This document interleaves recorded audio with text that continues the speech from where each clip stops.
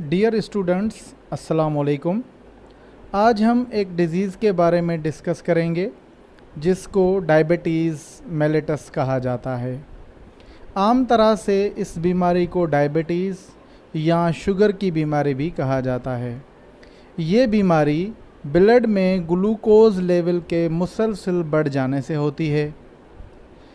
एक नॉर्मल या non diabetic आदमी का ब्लड ग्लूकोज़ लेवल फास्टिंग में 70 मिलीग्राम से लेकर 100 मिलीग्राम पर डेसीलीटर और खाना खाने के बाद ये लेवल 70 मिलीग्राम टू 140 मिलीग्राम पर डेसीलीटर होता है।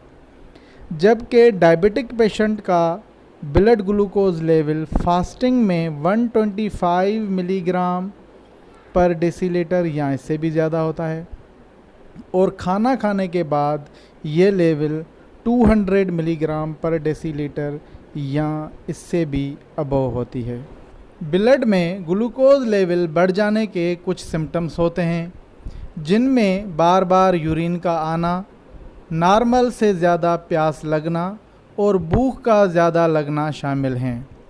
डायबिटीज़ को समझने से पहले हमको पैनक्रियाज, जो कि हमारे जिस्म का एक ग्लैंड यानी गुदूद है, उसको समझना होगा, क्योंकि ये गुदूद हमारे जिस्म में ब्लड ग्लूकोज़ लेवल को नॉर्मल पॉइंट पर मेंटेन करने का काम करता है। पैनक्रियाज हमारे जिस्म का एक इम्पॉर्टेंट ग्लैंड यानी गुदूद है। ये हमारे जिस्म में स्टमक के पीछे पाया जाता है। ये ग्लैंड हमारे जिस्म में दो तरह के हार्मोन्स बनाकर खारिज करता है जिनको एंडोक्राइन और एक्सोक्राइन हार्मोन्स कहते हैं। एक्सोक्राइन हार्मोन्स फूड की डाइजेशन में हेल्प करती हैं। ये हार्मोन्स 3 अक़साम की होती हैं जिनमें अमाइलेज जो स्टार्च को माल्टोज में कन्वर्ट करती है, प्रोटीएजेस जो प्रोटीन्स को अमीनो एसिड में, और लाइपेज जो फैट को डाइजेस्ट करती है। एंडोक्राइन हार्मोन्स जो कि मेटाबॉलिक हार्मोन्स होते हैं, ये ब्लड में ग्लूकोज लेवल को मेंटेन करने का काम करते हैं। एंडोक्राइन हार्मोन्स में ग्लूकागॉन और इंसुलिन शामिल हैं। जब ब्लड में मौजूद ग्लूकोज बॉडी सेल्स के अंदर दाखिल ना हो सके तो इसके नतीजे में ब्लड में मौजूद ग्लूकोज लेवल बढ़ जाती है और बॉडी सेल में ग्लूकोज की कमी हो जाती है। इस कंडीशन को डायबिटीज़ मेलिटस कहा जाता है। हमारे जिस्म के सेल्स ग्लूकोज से एनर्जी हासिल करते हैं और जब सेल्स में ग्लूकोज की कमी हो जाए तो सेल को मेटाबॉलिक फंक्शंस करने में दुश्वारी का सामना करना पड़ता है। नॉर्मली हमारा जिस्म ब्लड और सेल्स के दरमियान ग्लूकोज का तनासुब 2 हार्मोन्स इंसुलिन और ग्लूकागॉन की मदद से बरकरार रखता है। Insulin blood glucose level reduce करता है जबकि glucagon blood glucose level increase करता है। ये दोनों हार्मोन्स हमारे पैनक्रियाज के कुछ सेल्स जिनको आइलेट्स ऑफ लैंगरहान कहा जाता है वहाँ पर प्रोड्यूस होते हैं। बीटा सेल्स इंसुलिन बनाते हैं जबकि अल्फ़ा सेल्स ग्लूकागॉन को प्रोड्यूस करते हैं। इंसुलिन हार्मोन सेल की सरफेस पर मौजूद कीमो रिसेप्टर के साथ बाइंड हो जाता है जिसके नतीजे में ग्लूकोज रिसेप्टर की वेसिकल्स जो कि सेल के अंदर मौजूद होती हैं वो एक्टिवेट होकर सेल मेम्ब्रेन के साथ अटैच हो जाती हैं। फिर इनकी मदद से ग्लूकोज सेल्स के अंदर दाखिल हो पाता है। इसी तरह ब्लड ग्लूकोज लेवल डिक्रीज़ हो जाती है और सेल में ग्लूकोज लेवल इंक्रीज़ हो जाती है। जबकि ग्लूकागॉन इंसुलिन के अपोजिट काम करता है। ये लिवर को स्टिमुलेट करके ज़्यादा ग्लूकोज प्रोड्यूस करता है जिसके नतीजे में ब्लड ग्लूकोज लेवल इंक्रीज़ हो जाती है। डायबिटीज़ मेलिटस में ब्लड ग्लूकोज लेवल बहुत बढ़ जाती है। तकरीबन दुनिया की 10% आबादी इस बीमारी में मुब्तला है। डायबिटीज़ की 2 अक़साम हैं जिनमें डायबिटीज़ टाइप 1 और टाइप 2 शामिल हैं। डायबिटीज़ की बीमारी में मुब्तला अफराद में तकरीबन 10% को टाइप 1 जबकि 90% को टाइप 2 होती है। डायबिटीज़ टाइप 1 में हमारा जिस्म रिक्वायर्ड इंसुलिन प्रोड्यूस नहीं कर पाता है, क्योंकि हमारे जिस्म के इम्यून सेल्स पेनक्रियाज पर अटैक करके उसको डैमेज कर देते हैं।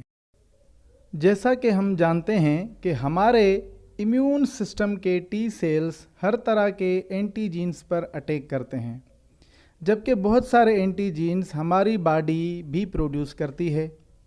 नॉर्मली सेल्फ टॉलरेंस की मदद से टी सेल्स अपने ही जिस्म के एंटीजीन्स पर अटैक नहीं कर पाते हैं, जबकि डायबिटीज़ टाइप 1 में जेनेटिक एबनॉर्मलिटी की वजह से टी सेल्स की सेल्फ टॉलरेंस ख़त्म हो जाती है और अब ये टी सेल्स अपने ही जिस्म के पेनक्रियाटिक बीटा सेल्स पर अटैक करके उनको ख़त्म कर देते हैं। बीटा सेल्स के डैमेज होने की वजह से जिस्म में बहुत कम इंसुलिन प्रोड्यूस होती है, जिसकी वजह से ब्लड ग्लूकोज लेवल बढ़ जाती है, क्योंकि अब ग्लूकोज सेल्स में दाखिल नहीं हो पाता है। डायबिटिक पेशेंट में 4 किस्म के सिम्टम्स ज़ाहिर होते हैं, जिनमें पॉलीफेजिया, ग्लाइकोसीरिया, पॉलीयूरिया और पॉलीडिप्सिया शामिल हैं। ब्लड में बहुत ज़्यादा ग्लूकोज होने के बावजूद भी वो सेल्स में दाखिल नहीं हो पाता है और सेल्स में एनर्जी की कमी होने लगती है। इस कमी को ओवरकम करने के लिए एडिपोज टिश्यूज़ फैट को, जबकि मसल्स टिश्यू प्रोटीन्स को डाइजेस्ट करना शुरू कर देते हैं, जिसकी वजह से वेट लॉस होने लगता है और भूख बहुत ज़्यादा लगती है। इस कंडीशन को पॉलीफेजिया कहते हैं। फेजिया मीन्स ईटिंग और पॉली मीन्स अलॉट। जब ब्लड हाई ग्लूकोज लेवल के साथ किडनीज़ में फ़िल्टर होता है, उस वक्त ग्लूकोज ब्लड से सीप होकर यूरिन में शामिल हो जाता है। इस कंडीशन को ग्लाइकोसीरिया कहते हैं। ग्लाइको मीन्स ग्लूकोज और सीरिया मीन्स यूरिन। ग्लूकोज के ऑस्मोटिकली एक्टिव होने की वजह से जिस्म का बहुत सारा पानी भी यूरिन में शामिल हो जाता है। इस कंडीशन को पॉलीयूरिया कहते हैं। पॉली मीन्स अलॉट और यूरिया मीन्स यूरिन। फाइनली बहुत ज़्यादा यूरिनेशन की वजह से डायबिटिक पेशेंट में डिहाइड्रेशन हो जाती है, जो कि बहुत ज़्यादा प्यास का सबब बनती है। इस कंडीशन को पॉलीडिप्सिया कहते हैं। पॉली मीन्स अलॉट और डिप्सिया मीन्स थर्स्ट। हालांकि डायबिटीज़ टाइप 1 के पेशेंट में इंसुलिन प्रोड्यूस नहीं होती है, लेकिन इसका जिस्म इंसुलिन को यूज़ कर सकता है। इसलिए वो लोग लाइफ लॉन्ग इंसुलिन थेरेपी का यूज़ करके नॉर्मल ज़िंदगी बसर करते हैं। अब टाइप 2 की बात करें तो यहाँ पर जिस्म नॉर्मल इंसुलिन तो बनाता है, लेकिन सेल्स इंसुलिन को रिस्पॉन्ड नहीं करते हैं। सेल्स के रिस्पॉन्ड ना करने की वजह इंसुलिन रेजिस्टेंस होती है। नतीजतन इंसुलिन सेल्स के साथ बाइंड नहीं हो पाता है। ये कंडीशन भी हाई ब्लड ग्लूकोज लेवल का सबब बनती है।